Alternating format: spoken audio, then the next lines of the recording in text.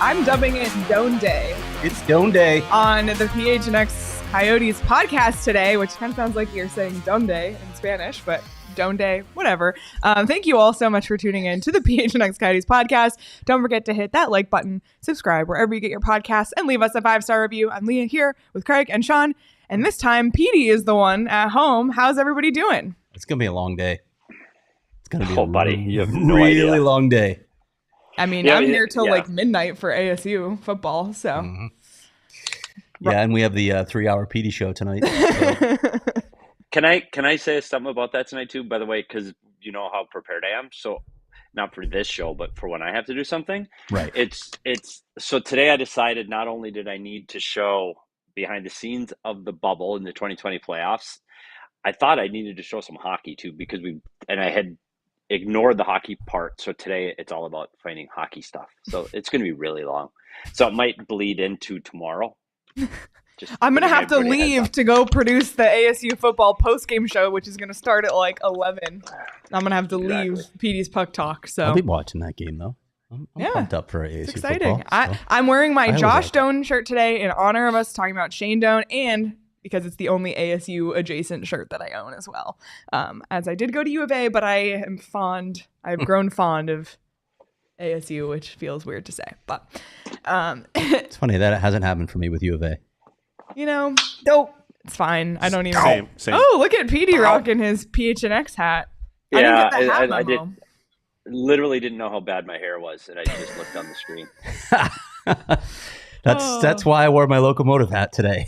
In fact, boy. And also because the KHL preseason has started.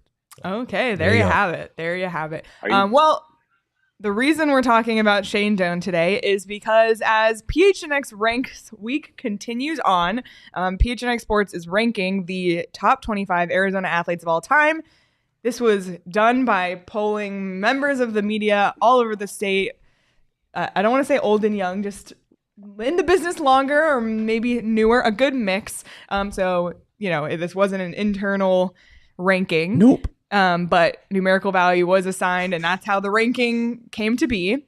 And we talked about Keith Tkachuk on Monday because he was number 25 on the list of 25. Mm-hmm. And we have another Coyote to talk about today. And you guessed it, it's Shane Doan, who today comes in at number 9 on the top 25 Arizona athletes of all time list. Kurt Warner's number 10, Shane Doan's number 9, Pat Tillman at 8, Devin Booker at 7, and Phil Mickelson at 6. How do you guys feel about Shane Doan coming number 9? Well, Petey, go ahead. Devin Booker's too high at this point, but go ahead, Petey. First of all, unlike ASU's football season where they are not allowed to play in a bowl game, clearly they're allowed to play in our top 25 because ASU's freaking everywhere. Let's just go ahead and say that. There are way too many ASU people in our top 25, and that might have something to do with some of the members of our panel who overvalued certain sports that really didn't make that much of an impact, like ASU baseball. Having said this, we've had a second, finally get our second Coyote in the top 25. Finally. And you can't have a top 10 of Arizona sports people without Shane Doan. I'll go as far as to say if they made a Mount Rushmore of Arizona athletes, he'd be on it. And if you could only pick 4 athletes, he'd be on it. So is 9 a little low? I think he's more iconic than that for what he's done for this franchise, the Valley, and so forth. And we'll dig into that a little bit later. But I'm just happy to see him make the top 25 because I think an ASU punter from 1984 was next on the list. Yeah. Aside from the ASU bias, that was pretty obvious in this list of 25. And I haven't stopped hearing from Mike Luke about this, by the way, because there are some U of A guys that there's some U of A athletes that probably belonged on this list as well. I think they only got 2. And U of A writers did participate. And more U of A writers had the opportunity to participate, including said Mike Luke, who did not actually vote, which drives me crazy. Like, people complain about the outcomes of votes, but they didn't participate themselves. If you don't participate, shut up. You got to participate. Anyway, back to Shane Doan. Petey, I think you'd agree with me on this. Shane Doan is not the best player to ever play for the Coyotes franchise, although he's the career leader, as he'll say, because I played forever in games and goals and assists, all that stuff. He's got a lot of franchise records that he may hold for a while, or maybe not with some of the guys coming up. But Shane Doan's impact goes way beyond what he did on the ice, and that's, I think we're going to get into some of that now. Yeah. I think it's interesting you say that, Craig, because we had Keith Tkachuk earlier, and matter of fact, he kicked off the top 25 at number 25.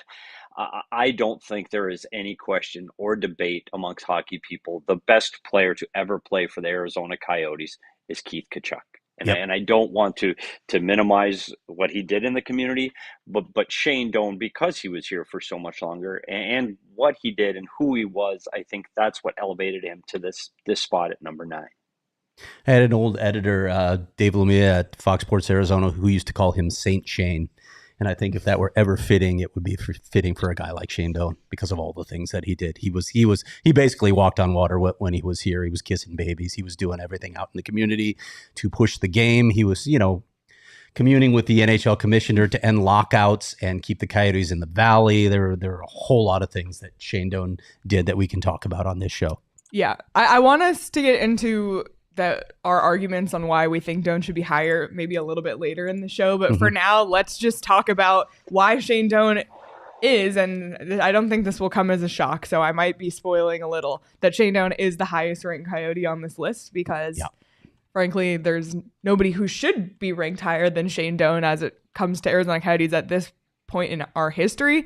But let's, for a positive moment, talk about, Shane Doan's impact on Arizona, on the Coyotes, on the Valley landscape of sports here. And Craig, you published a story this morning at gophnx.com. Great anecdotes in that story.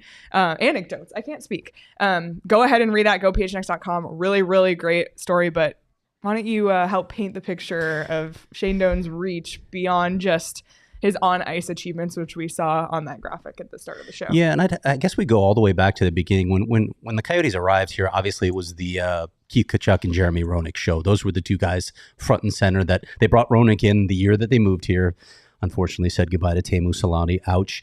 But those two guys were front and center selling this franchise. Everybody else was there. All the players would show up to all the events. Petey, you probably remember you joined the you hopped on the bus in year 2 of the franchise's existence in the Valley. So Shane was still trying to find his way those early years at America West Arena. He even got sent down to the AHL. You remember how he was struggling to establish himself. But when they moved west to Glendale in December of 2003, Keith Tkachuk and Jeremy Roenick were gone at that point, and I'm not sure what they were doing, if they were rebuilding or they were retooling or whatever it was. Wayne Gretzky was aboard as an owner and then eventually as a coach. That's when Shane Doan was named the captain of the franchise, and he had a major task ahead of him because, first of all, and as Richard Burke has said many, many times, they moved way away from their entire fan base out into Glendale. They weren't winning at that time. They were going into a dark period that lasted several seasons, and it was Shane's job to lead this group and to sell this game and make people care about the Coyotes in the Valley. What do you remember about those early years of his captaincy? Well, it's funny because that's when what I consider now the new wave of Coyotes, because it was Tkachuk, Roenick, Tocchet, and Teppo Numminen, and then it was a reset when they moved to Glendale. And Shane, you're right. When he was early years here, he was the rookie carrying guys' bags, and he was the quiet guy in the room, and he was the guy getting sent down. And that's back when this franchise put a premium on experience instead of on youth. And I think when you see him, that's when he put the whole team on his back. Is 2003, 2004, when it's like, okay, we're in a new arena. We're going to be here for a long time. I'm the guy. There's nobody else. Look around this room. It's me. I led the team in goals, assists, points. Those 4 years from 2003 to 2007 were his best hockey years. You know, we're talking about 30-goal seasons. And that's when he really started to go, oh, my goodness, I don't have anybody else here to help me. I better do this by myself. And he leads by example. So, yeah, he did it on the ice. And everybody just kind of followed along with Doaner. And it wasn't just his ice play. It was everything he did to prepare, and how physically fit he was, and how he handled his, the work-life balance with his family. Everything he did really started to cement who Shane Doan became in that 2003-04 season.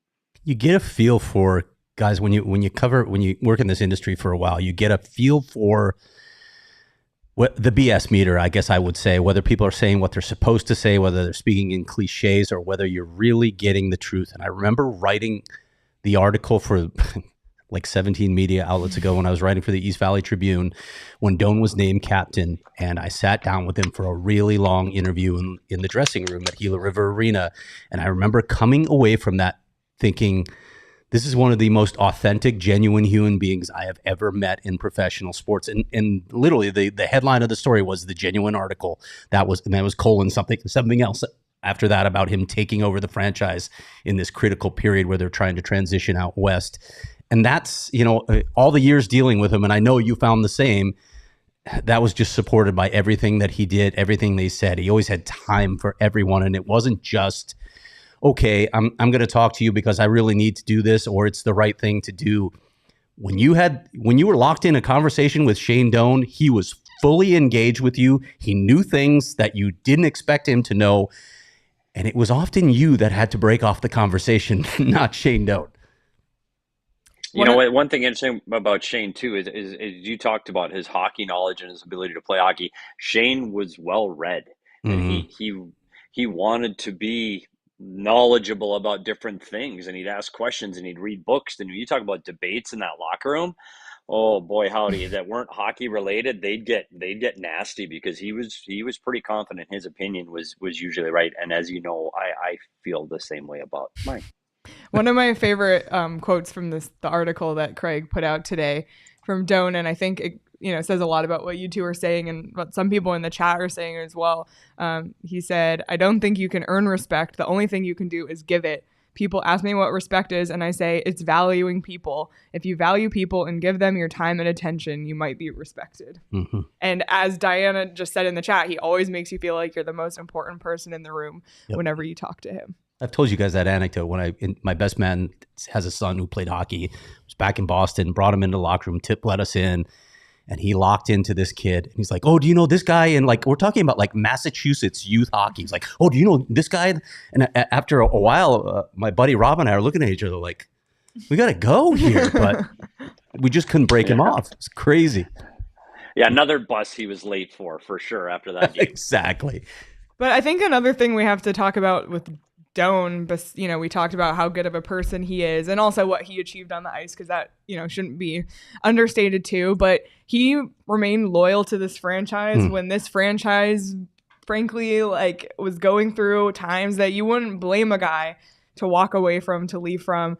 To have that loyalty. And that's why people in the chat are saying, when you think of, as Petey mentioned, the Mount Rushmore of Arizona sports, if you're going to have your hockey representative, it's Shane Doan. And I feel like his loyalty to Arizona and to the Coyotes is part of the reason why he is the highest ranked Coyote on this list. Pete, do you remember when he was coming up on free agency and there was a lot of talk, okay, should he go somewhere else because it looks like another rebuild is coming, and does he really want to stay loyal? And listen, the execs at the time will tell you, well, he got paid pretty well for what he was going to do here, but if you want to win, do you need to go somewhere else? He never stopped believing that this franchise could turn it around, that he could lead this franchise to wins. And it amazed me with all that had gone on here already with the franchise. Obviously, more was to come, but it amazed me that he remained loyal. That's just who he was.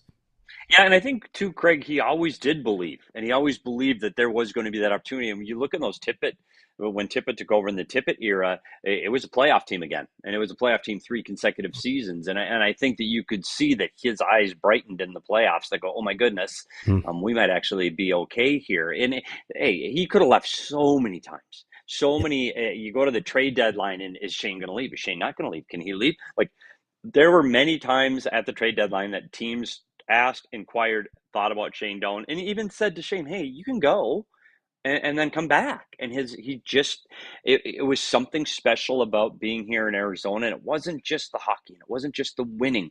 This is where he felt like he belonged. He's in Toronto now, but his house is here, his family's here, his horses Yeah. are here. I mean, this is still where he considers home. And I think that that's the way he approached everything he did, as Arizona's home. And I don't think he ever thought about leaving. If everybody thinks about that 3-year run, they think about the culmination in 2012 with the Western Conference Final berth against the Kings. But I want to talk about 2009-10. I remember writing a story for The Athletic asking if that was, in fact, the best Coyotes team in franchise history. They set the record for points, and it was just a bunch of underdogs. Nobody had gaudy stats on that team, but they had a chemistry like few teams you have ever seen. I want to talk about that Red Wings series and what might have been had Shane not gone crashing over the top of the goalie and suffered a major shoulder separation that knocked him out of the rest of that series. Petey, talking to Tip, talking to everybody that was around the team then, that might have been the pinnacle of Shane Doan. He might have been playing his very best hockey in that series. When you talk about what he did physically, he was never the fastest player. He was strong, but he was never the strongest player. He was never the quickest player. He was good at everything, but he tried so damn hard. And in that series in 9-10 against a powerhouse Detroit Red Wings, this is Datsuk, Zetterberg, Lidstrom, Detroit Red Wings. This is like, they are a phenomenal hockey team. And for the first couple of games, the Coyotes are skating with them. And you're going, well, what's going on here? Like, you go into Detroit and win in Detroit, and you're going, oh my gosh, do we have a chance? And then in game 3, Shane Doan, I see the play over and over and over again in my head, where he goes at the goalie, trying to keep the play alive in the offensive zone. All he has to do is just stop skating. Just stop. It's a nothing play, but he goes 100% all out, goes over the goalie, trips over the goalie, and goes into the boards. And that was it. His best playoff series, and it was only 3 games. He had 2 points in 3 games. You're saying, how is that his best? Well, go back and watch how he physically dominated those games. Like, he was a man possessed. And when you see that video of him with his mouth open, screaming with his hands, that's the 9-10 season, where he's like, I'm going after these guys. I'm going to do this. And then all of a sudden it was just over. And you kept hoping he'd come back. The series goes 7 games. And you were hoping at some point he would come back. And it was just, he tried, and he just couldn't will himself to get back out there. It was a grade 3 separation. And that's the thing. Like, there's 2 sides to every story, but I need the middle ground from here because Shane, in every interview I've done with him after, was like, I could have come back. Tip wouldn't let me play. I wanted to come back. And Tip's like, he's out on the ice playing basically with one arm. I could see it. Yeah. He's trying to convince me that he can play with one arm, but there was no way we were putting him back on the ice. What was your view? See, when you talk about a game 7 too, and this is, we saw with Jeremy Roenick, who tried to do it against St. Louis, where he came back with the broken jaw. You desperately want that player on the ice. You so badly want the Shane Doan on the ice, but he wasn't the Shane Doan. And unfortunately, by the time you get to game 7, these games are tough. They're hard, and you can't be without a player. So if he goes out and plays 2 shifts and goes, I can't go, now you're down to 11 forwards. Now what? And you've got to play 2.5 periods with 11 forwards. And I think that was Dave Tippett's fear, is what if he can't go? And it was the big debate. What if? And we can't be down. This team wasn't strong enough to overcome and play with 11 forwards. You're talking about Matthew Lombardi, Hansel, Upshaw, Fiddler. This wasn't Datsuk and Zetterberg. If you're not going to get... And wasn't Scotty even out of that series? Wasn't he Upshaw, injured? I think yeah, go ahead. Yeah, Sorry. He didn't play in the series at all. Yeah, Upshaw didn't play in the series at all. You needed him to be at his best, and he couldn't be in that.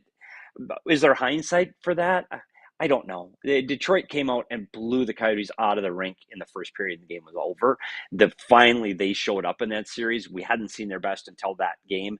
And I don't know if Shane Doan makes a difference. I think he does if he's there for game 4, 5, 6, 7. But Yeah. in that game with one arm, I mean, he would have willed himself to be the best he possibly could. But I do understand the coach's decision that you just can't put half a man out there. I feel like there's so many more anecdotes that I want us to get into, and we will get into them. I'll be quiet. No, they're so good. But before we do that, I want to tell everybody about a new sponsor that we have that I'm super excited about, and I know a lot of people in our office are really excited about, because the NFL is 1 week from today. The NFL season starts. I can't believe it. It's almost back, and PHNX, we're gonna have a weekly Pick X, an NFL Survivor contest for everyone to participate for real money. It's called Splash Sports. And here's how you enter. You're going to head to splashsports.com/PHNX. The link is in our description right now. Deposit cash to get started. It's just $5 to enter. And then you can play the NFL Pick X contest. The first prize wins you $315. So for your $5 entry, that's quite the haul. We also have the PHNX Survivor contest. It's a $450 winner-take-all prize. So we'll also be running weekly contests all year. Keep the link in our description handy. And if you want to run your own contest, you can do that as well at Splash Sports. So again, head to splashsports.com/PHNX to join in. We'll have different contests coming out, and we're stoked to compete with and against you all. Be sure to click our link in the description. Can't wait. Love a good contest. Love anything that's going to make watching the NFL a little bit more exciting, since I don't think the Cardinals are going to be cheering for them in any way to win this year. So, but to watch the Cardinals, you might choose to buy some OGs and take them before watching the first Cardinals game. And make sure that today, because today is the very last day to redeem the code PHNX to get a discount on OGs. That's right, because PHNX listeners, it just became sweeter to become a PHNX listener. Thanks to our buds at OGs. Today is the last day, so you have to do this today. If you haven't already, you can get 25% off 100 milligram bags of the fruits and the creams OGs at all Arizona The Flower Shop locations. All you have to do is go to theflowershopusa.com, place an online order, and use discount code PHNX at checkout. Then head to your nearest The Flower Shop location to pick up.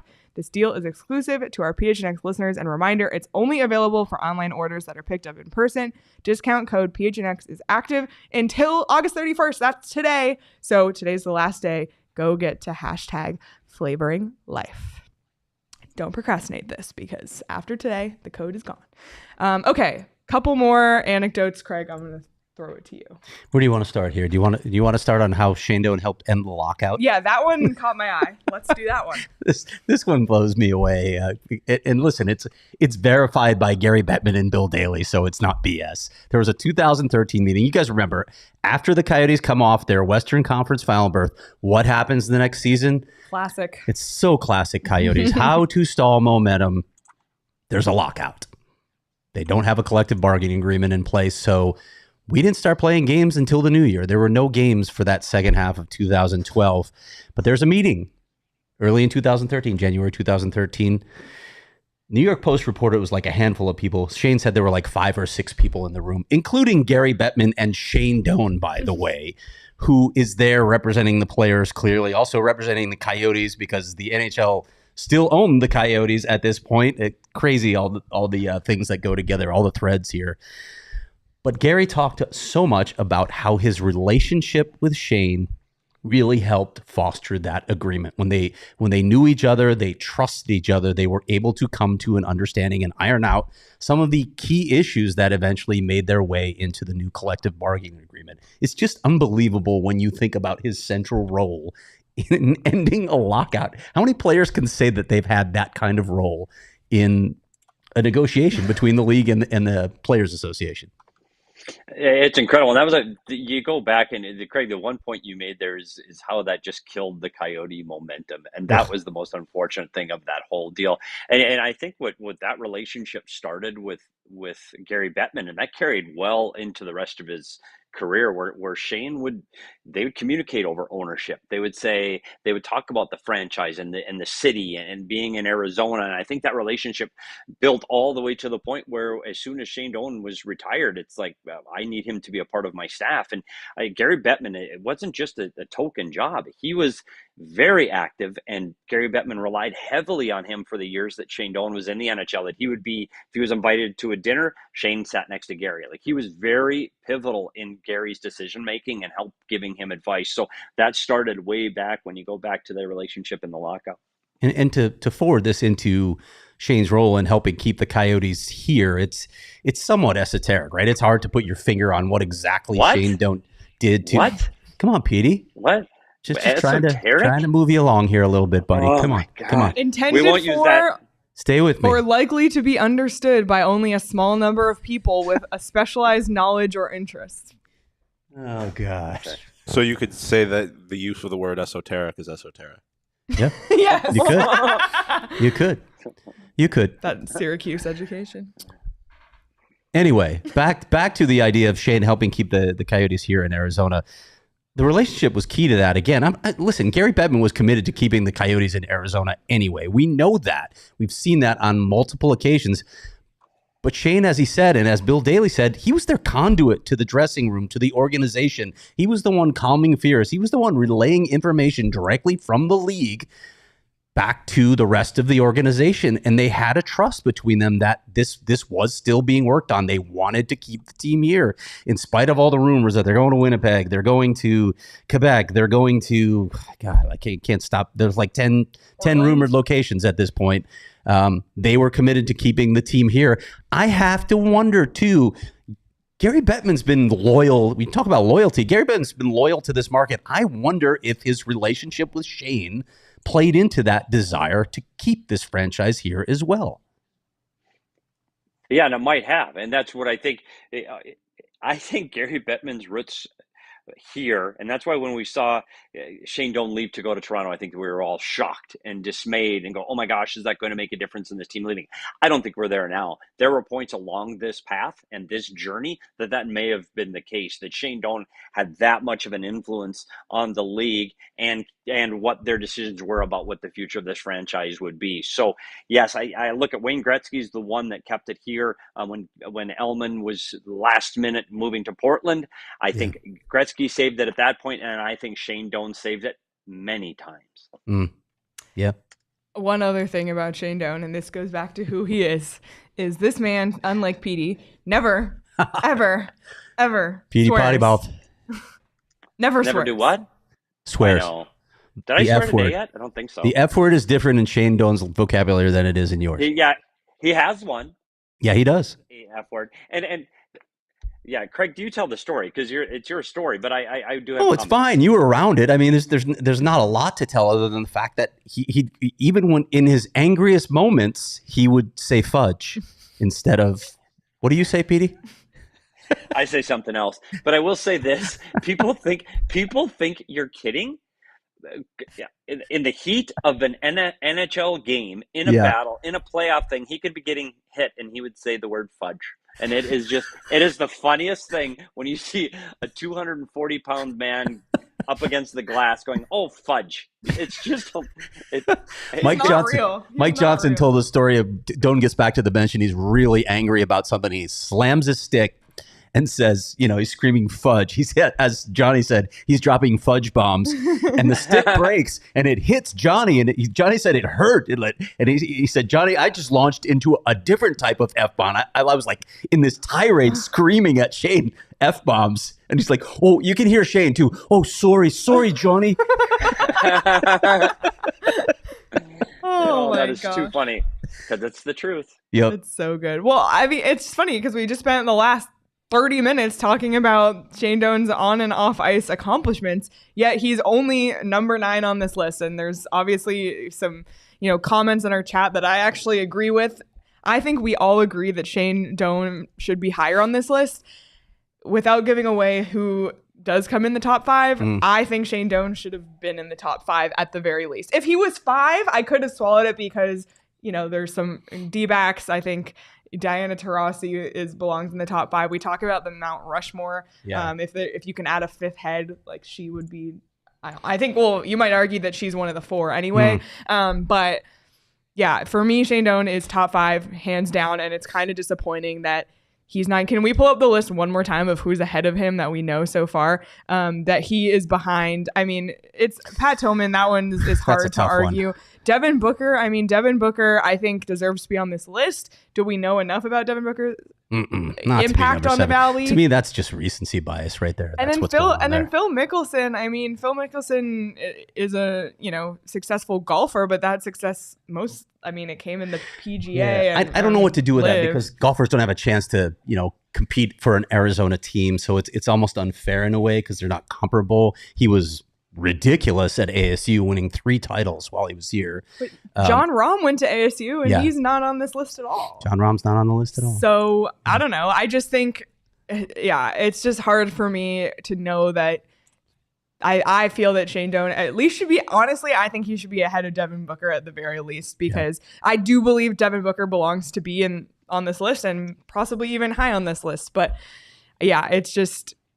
For what he's done, and we just stated our case in the last 30 minutes of our discussion about him, I think Doan deserves to be higher, and I'm disappointed to see him not in the top 5. We've talked about maybe the surplus of ASU athletes on this list. Yep. Let's just say college wasn't involved on this list. Oh yeah. How many more Coyotes do you think would have made the list? And maybe not even with that. Just how many Coyotes do you think deserve to be on the list, and who are they? I mean, the only other one that I think I would make a strong argument for, at least at this point, we'll see what happens down the road, is Jeremy Roenick. Because he was, like I said, right at the top, he was front and center marketing this team. Listen, Keith Tkachuk was there. He was at all the events. I know someone said the other day that he just didn't do any community appearances. That's not true at all. Keith was at a ton of community appearances, but JR, he was PR. That's what we called him. He was the pitch man for this franchise. And honestly, that's why he was brought in. They wanted an American face who could sell the game in this market. And JR never said no, and JR never disappointed. You want to talk about Shane Doan engaging with everybody he met? I know JR has a little bit of a different reputation than Shane Doan these days, but JR was the same guy. He talked to everyone. He was incredible with the fan base here in Arizona. And here's another guy you talk about as a player, Craig. Like when you put the best Coyote players that ever played on the ice. Now, maybe Jeremy Roenick's best hockey wasn't played here in the Valley. His best hockey was played in Chicago. Yeah. But he was still a dynamic, outstanding hockey player at the time that he was here in Arizona. He still had much to give on the ice. So when you look at the players that deserve to be here, I think he is a player that deserves here to be there. There are 2 other players that I think are honorable mention for me. I don't know if they can be in the top 25 because that is rarefied air for me. I go back to Sean Burke, and what Sean Burke did when he was here, he was in the conversation for the Hart Trophy when he rejuvenated his career as a Coyote. And he was, again, getting this team back into the playoffs in the early 2000s. And you go, okay, he had some of the best goaltending this franchise has ever seen. And then this is just an asterisk, and it has to be mentioned, is the best individual performance over a stretch of games came from 2 goalies. It was Brian Boucher, who set an NHL record for 5 consecutive shutouts, which I don't think that'll ever be broken again, which is an incredible feat. It's an individual feat that only happened over 5 games. So it's not over. He's not a top 25 athlete in Arizona, but it's of note here. And the other one is Mike Smith and what he did against the Chicago Blackhawks in 2012. If not for Mike Smith, we've never had the legacy of what happened in 2012. But those are the other Coyotes that I thought needed to be at least mentioned, not necessarily a part of the top 25. And we will see about Clayton Keller. Yeah, Charles said 10 years from now, probably Keller. But I mean, honestly, Devin Booker and Clayton Keller are like the same age. Yeah. Just saying. I know Devin Booker, it's different. They went to the finals. I do think Devin Booker belongs on this list 100%. But I do think that if you took out all of the college athletes from this list, there's a very good chance. There's a definite chance to me that Jeremy Roenick gets on. Yeah. And there's a bubble chance that Clayton Keller gets on, in my opinion, if there were no college athletes, because I've been shocked at the number of college athletes that have taken up this list. We may be talking about Clayton Keller down the road, but you gotta, and that's why you need to see what longevity looks like, right? We would have assumed several years ago that Oliver Ekman-Larsson would be on this list. True. And look what happened there. Very Wow, true. what a crazy turn to that story. So we'll see. Hopefully Logan Cooley is Logan also Cooley could on be this list in maybe a few years as well. We might have to revisit this topic in a few years. It's very interesting. But you can read the entire article at gophnx.com. It's updated as of today, the 25 greatest athletes in Arizona sports history. The top 5 will be unveiled tomorrow. And you can also check out at PHNX_sports on Twitter and Instagram to see today's 5. But I think it's been a really good conversation starter for sure, and a really interesting experiment to see how different people from different parts of the valley and different eras think and rank athletes. And I'm guessing Tucson's not very happy right now. Always open for debate. Well, at least Tucson has illegal Pete's because, I mean, Tempe gets illegal Pete's. Tucson has illegal Pete's. Actually, Tucson had it before Tempe, and I was thrilled because I discovered illegal Pete's when I went to U of A. I was thrilled when I moved back to Phoenix that illegal Pete's opened in Tempe because, man, oh man, where else can I get that queso and the margs and the bowls and the burritos and the tacos? They're just phenomenal. I highly recommend if you're a margarita person, you like a little sweeter, the prickly pear margarita is a personal favorite of mine. So swing by Illegal Pete's.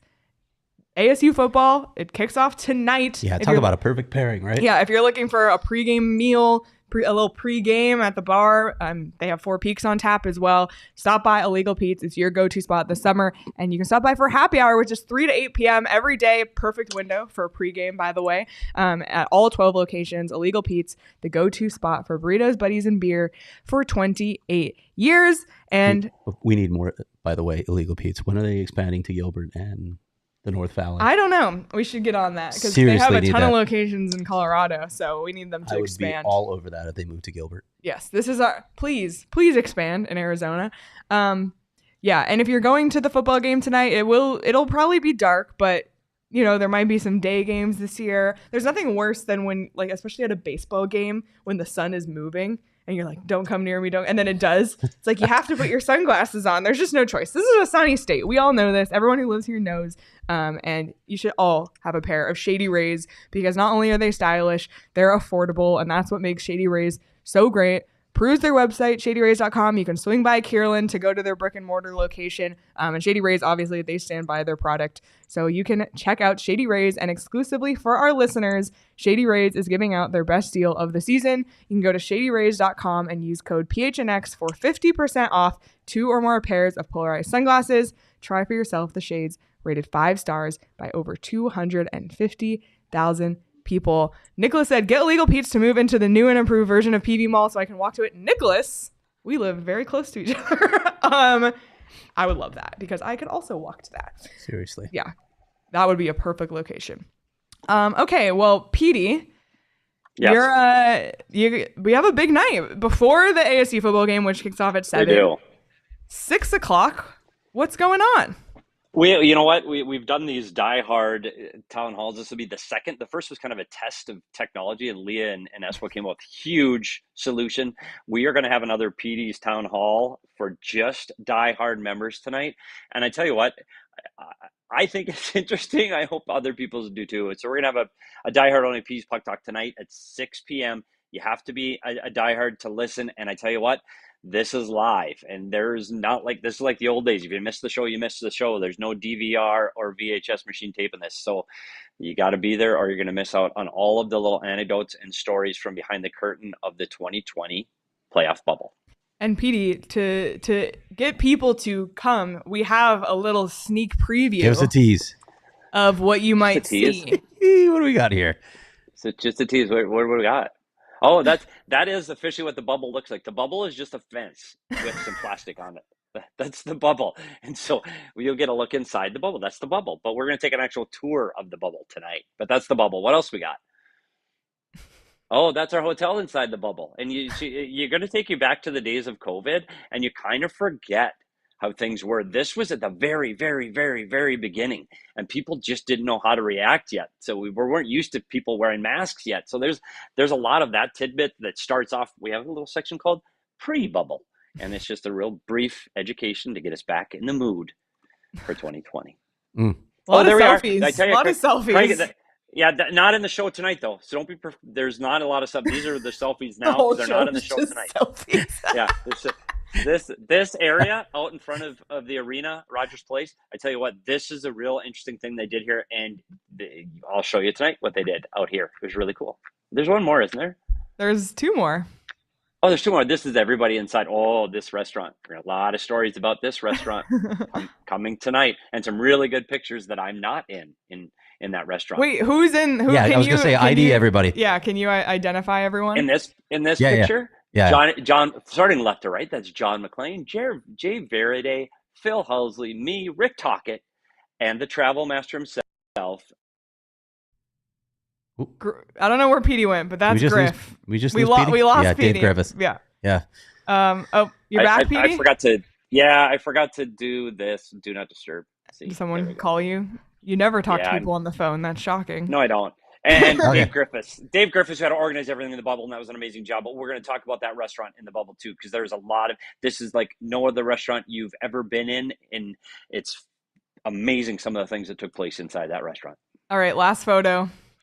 Oh, there's Taylor Hall in at the practice rink with his mask on, and that was something that was difficult for some players to grasp, and some coaches it was difficult to grasp, is having to wear a mask at practice. Once they got on the ice, they didn't have to, but we'll talk a lot more about not just there's just a sprinkle of hockey. There's a lot more of what went on behind the scenes, and it's just some stories about people and players and things that happened in the 2020 bubble where the team was in Edmonton for 27 days. And there was no media. Craig wasn't even there, so this is really our we've converted Petey to the dark side of being media, and now he will retroactively report on. I'm really excited about it. It's going to be fun. I'm really excited about it. Only postseason series in the past decade plus, and I couldn't go. That's also classic somehow. It's so classic. Yeah. I did post the instructions to join in the Discord, and it's pinned in Discord. So if you're wondering how to get in, that's where it is. We did figure out the technology for this time, so don't you worry about that. It's all set to go, and I think it's going to be a blast. So hope to see everybody there. We welcomed a lot of new diehards over the last 2 days with our diehard sale, but that's over, which is totally fine because there's still so many benefits to becoming a diehard, including things like this, access to the Discord for just the everyday conversation, 20% off merchandise, 20% off events, and access to premium content on the website. Your mailbag is dropping tomorrow morning. That is for diehards only, so make sure to check that out. And, of course, our shirt sale is still going on in the locker, phnxlocker.com. All of our shirts and hats are just $24 through tomorrow as the countdown to kickoff carries on. If you're a D-backs fan, a Suns fan, Cardinals, all these seasons are either the D-backs are about to make a playoff push and all the other teams are on the verge. Now that they're out of LA. Yeah, seriously. And all the other teams are on the verge of kicking off their season. So it's a perfect time to grab yourself and any of the other sports fans in your life a shirt from phnxlocker.com for just $24. The Josh Doan shirt that I'm wearing today is also on sale. So check that out at phnxlocker.com. Maybe you won some money recently on BetMGM that you can, give back to yourself on phnxlocker.com. College football, it's back tonight. ASU football. If you want to bet on it, you can do so on BetMGM. I don't know what the spread is. Can you? 32.5. 32.5. Are you taking the spread? Oh yeah. Okay. Oh, yeah. That's your second pick of the week. ASU is 32.5 point favorites against Southern Utah tonight. So this should be an interesting game. You can bet that if you want, or just the money line, or anything else on BetMGM. And we have an awesome first bet offer for you. If you haven't signed up yet, use the bonus code PHNX. You can deposit $10 and place your first BetMGM sportsbook wager and receive up to $1,500 back in bonus bets if it loses. And now it's time to listen to Shane talk about the disclaimer. Gambling problem? Call 1-800-GAMBLER. Colorado, D.C., Illinois, Indiana, Kansas, Louisiana, Maryland, Mississippi, New Jersey, Ohio, Pennsylvania, Tennessee, Virginia, West Virginia, Wyoming. Call 877-8-HOPE-NY or text HOPE-NY 467-369 New York. Call 1-800-327-5050 Massachusetts. 21 plus to wager. Please gamble responsibly. Call 1-800-NEXT-STEP Arizona, 1-800-522-4700 Nevada, 1-800-BETS-OFF Iowa, 1-800-270-7117 for confidential help Michigan, 1-800-981-0023 Puerto Rico in partnership with Kansas Crossing Casino and Hotel. Visit BetMGM.com for terms and conditions. U.S. promotional offers not available in D.C., Kansas, Nevada, New York, or Ontario. At the start of the show, I dubbed today Doan Day, but it actually is a day. It's Circle K Day today. That's a real thing. It's a real thing. Yep. And here's why it's Circle K Day. 50% off hot foods and dispensed beverages from 6 a.m. to 4 p.m. Hello.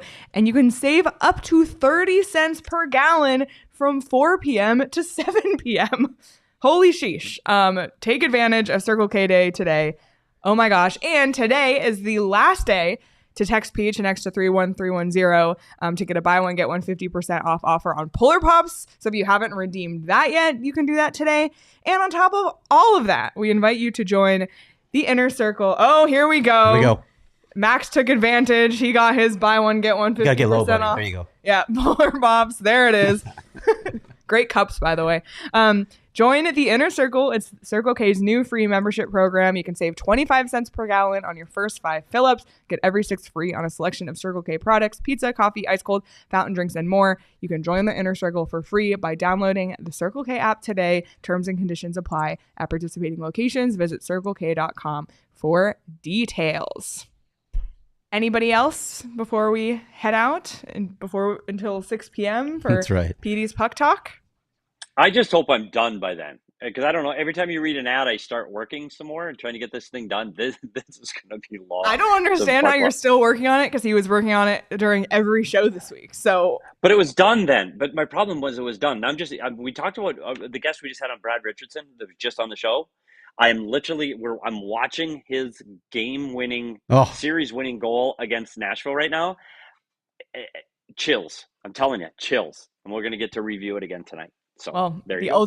The ultimate Petey's Puck Talk. Again, we hope to see everybody tonight in our Discord at 6 p.m. Arizona time, Thursday, in case you're listening to this another day. But really looking forward to that. You can follow us all on social media in the meantime, at Leah Merrill, at Craig S. Morgan, at SPetersHockey, at Sean_DePause. Follow the show at PHNX_Coyotes. Hit the like button on this video if you're watching on YouTube. If you're listening on audio, like, subscribe, follow, leave us a review, and be sure to subscribe to the PHNX Sports YouTube channel and hit the notification bell so you never miss when we go live. We're live again tomorrow at 11 a.m. and every day for the next 2 weeks at 11 a.m. except for next Wednesday, and we will tell you why shortly. We'll be live at noon next Wednesday, but mostly 11 a.m. every other day, so join us here. Enjoy the rest of your Thursday, everyone. We'll see you all tonight, and if not, we will see you all tomorrow.